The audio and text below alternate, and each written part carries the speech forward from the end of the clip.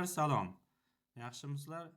Kontrakt to'lovlari haqida gaplashamiz. Kontrakt to'lovini kim qancha to'lagan, kimda qancha qarzdorlik, qayerdan ko'rsa bo'ladi. Uning uchun Google ochamiz. Bu yerga kontrakt o'sha yozishim bilan mana chiqadi. Kontrakt edu deb yozamiz. Kontrakt edu deb yozsak, enter bossak, to есть poisk bossak mana chiqadi. Yoki mana bu brauzer tepasiga kontrakt edu desak, mana o'zi poiskavik topib beradi. Kontrakt.edu.uz sayti. Buni endi bilmaganlar uchun ko'rsatyapman. Bilganlar biladi. Kiramiz kontrakt.edu.uzga. O'ng burchak tepada kirish knopkasi bor. Unga bosamiz. Kim ro'yxatdan o'tmagan bo'lsa, mana ro'yxatdan o'tish knopkani bosamiz. Chet el fuqarosi bo'lsa, unga ptichka qo'yamiz. O'zbekiston fuqarosi bo'lsa, ptichka qo'ymaymiz. Bu yerga pasport seriya bilan nomerni kiritamiz. Bu yerga NPS ni kiritamiz. NPS ID kartani orqasida bor, yashil pasportda tagida bor. O'zimiz parol qo'yamiz. Yana parolni tasdiqlab qaytaramiz va telefon nomerni kiritamiz. O'zingizlarning telefon nomerlari. Registratsiya SMS kod olishni bosamiz. Sizlarga parol keladi, login bilan parol. Endi parol logini borlar kirishni bosadi. O'zini boyagi registratsiya bo'lgan mobil raqamni bosadi, kiritadi, parolni kiritadi va kirish knopkasini bosadi. Yoki One ID'si borlar, One ID orqali kirsa bo'ladi. Mana menda One ID ham bor. Telefon bilan ham registratsiya qilganman, shuning uchun kirishni bosaman, mana kirib ketadi. Kirgandan keyin shaxsiy ma'lumotlar, ta'lim ma'lumotlari, mana to'lov kontrakt degan bo'limga o'tamiz. Shartnoma olmaganlar mana bu arizaga kiradi. Joriy o'quv yili uchun, to есть ariza mana jo'natilgan. Arxivga kirsak eskilar. Joriy borligi uchun menda boshqa jo'nata olmayman. Kelgan mana jo'natish chiqadi, eski yil uchun, bu yil uchun hammasi chiqadi. Ariza jo'natamiz. Arizani ko'rib chiqqandan keyin 1-2 kundan keyin shartnoma keladi.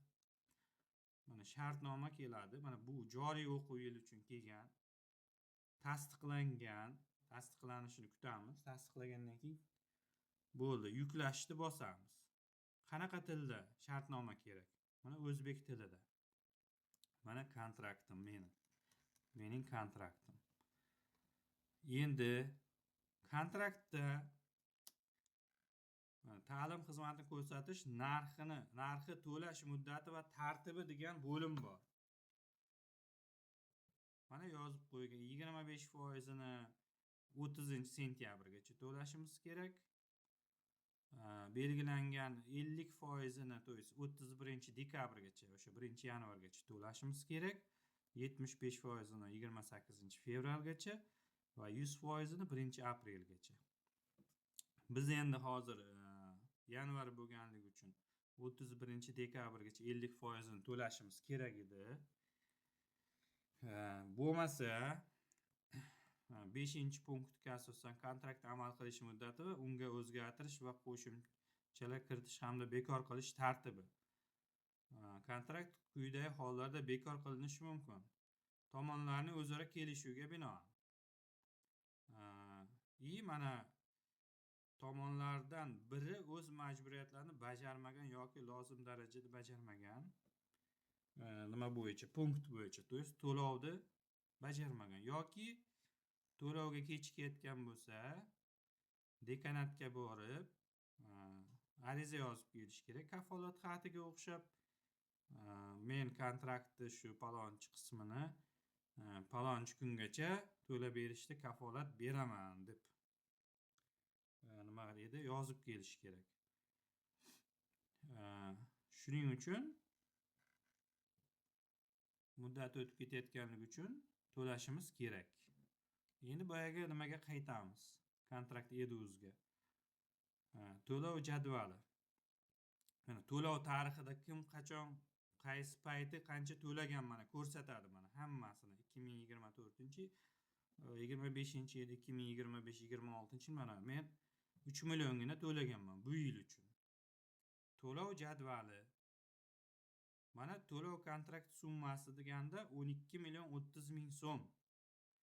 O'tgan yildan bu yilga o'tgan summa avans 92.636 so'm bu yilga o'tib ketgan, ortig'i bu. O'tgan o'quv yildan qarzdorlik yo'q, mana 0. Naborot plyusda o'tgan. Endi 12 million so'mdan jami to'langan summa 3 million. Mana boya ko'rsatdim-ku 3 million. Menda 8 million 937 ming 364 so'm to'lanish kerak bo'lib turibdi. Bu degani 25% to'langan hisoblanadi. Endi bunday olib qarasak 12.030 bo'lamiz 2. 6 million 15 ming nima to'lov bo'lishi kerak-da menda hozir. Bundan ayiramiz 8 937 364.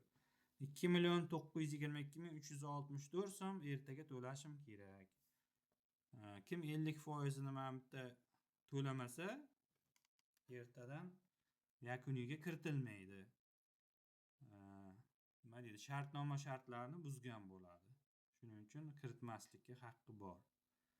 Chunki bir tomonlama shartnoma buzilyapti, bir tomonlama отказ qilishga ham haqqi bor. Agar yuridik o'ylab qarasa. No mayli, u gap unda emas. Yo borib kafolat xati yozib kelishinglar kerak, kelishuv, to есть yo kontraktni 50% ni to'lash kerak.